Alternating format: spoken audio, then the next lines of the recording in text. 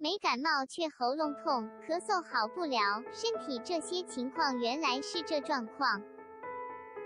没有感冒却喉咙痛，或是咳了2个月还是没有好等状况，到底身体出了什么状况了？请看这些说明。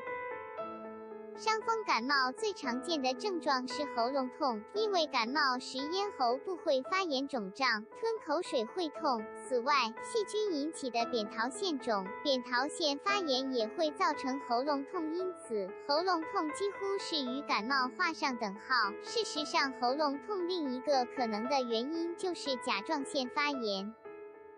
如果有喉咙痛但没有其他感冒的症状，就要怀疑是不是甲状腺发炎在作怪。咳了2个月还没好，怎么回事？小心，有可能是肺癌。肺癌检查传统靠胸部 X 光检查，但是 X 光看出来时通常都很大了，而且如果长在心脏后面也容易被遮住而误诊。临床运用低剂量胸部电脑断层逐渐普及，可以早期发现很小的肺癌，及早治疗效果很好。